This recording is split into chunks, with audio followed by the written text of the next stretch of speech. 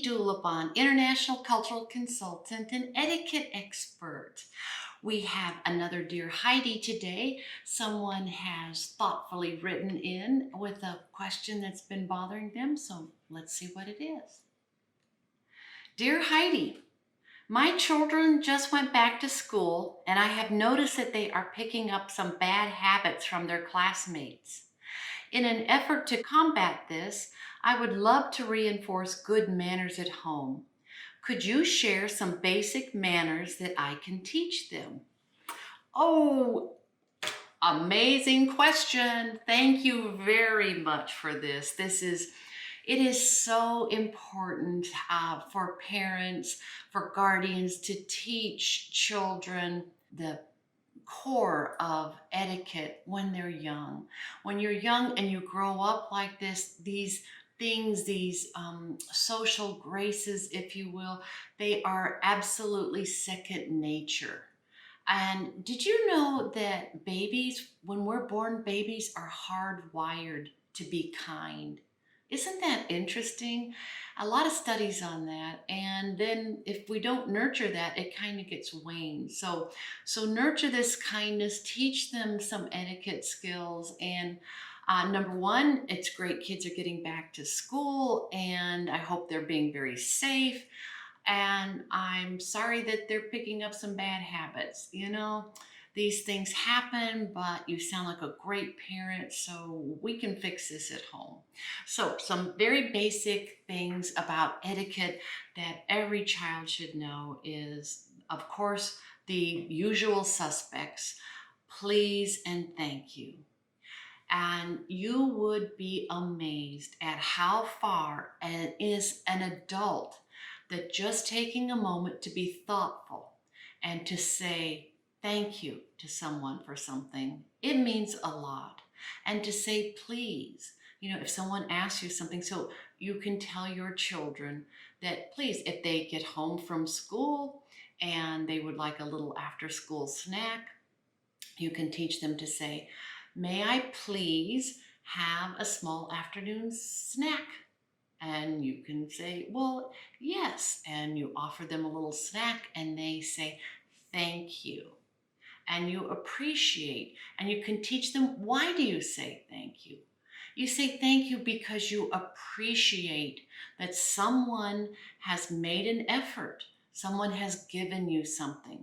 It doesn't need to be a material thing like a snack. It could just be some sort of kindness, maybe a compliment.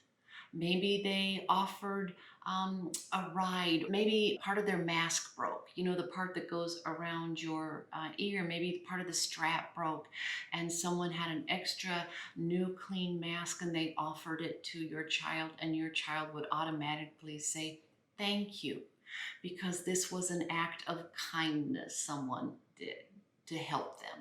So teach them not just to say please and thank you, teach them why they say please and thank you. And please is because that is just being very courteous. It's not being demanding. It's part of asking a question or answering one. So if you could say, would you like an afternoon snack now that you're home from school and you can tell me all about your day?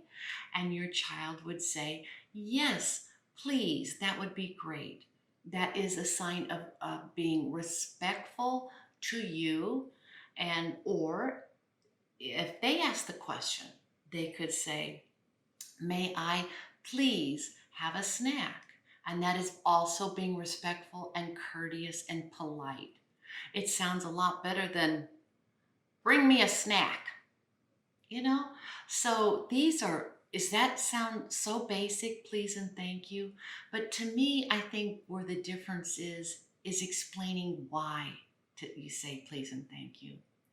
Parts of this are having a respect for others, that you respect that other people have feelings also. And that is when empathy comes out. And I think this is a great time to start teaching children about empathy. That, put yourself in someone else's shoes.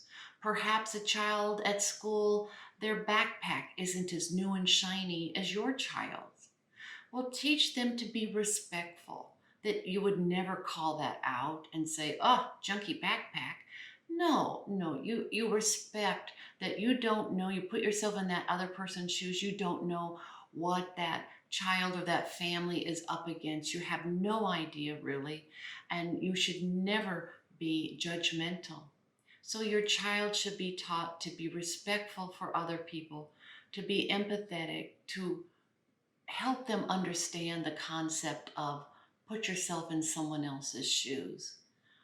It's a big concept, but if you bring that in bit by bit, I think your child will understand.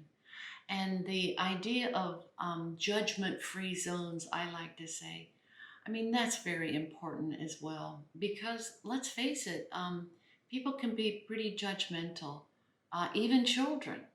Children actually, as much as we love them all, sometimes children can be cruel. And I always think that if a child says something that's cruel, they just weren't taught at home. This child isn't inherently cruel. You know, we're born to be kind. So be sure that you are the parent that in your home you start working on these kinds of things. And if you have built this foundation of social codes, of being kind, of being respectful, to appreciate, not to judge, that we should celebrate differences. Not all of us look the same, not all of us sound the same, and that's the beauty of this world. We need to embrace and celebrate diversity. Really, we do. It will help all of us. And once you have taught your child these basics of social codes, of etiquette and empathy, they are now empowered. And that's everything I do is revolves around the three E's, I call it: etiquette, empathy, and empowerment. And why not start with your child while they are young and bring them up practicing these three E's? Because when children do other children at school they see misbehaving, maybe throwing food in the cafeteria, who knows? They know that that is something they should not do, and they won't do it because you've raised them so well at home. You're a great parent. Thank you for asking this really important question, and for all of you that are giving care to young children, parents, grandparents, foster parents, guardians, please, please help this child. This child depends on you for this education, and this is where they're going to get this kind of social codes education, is at home from you.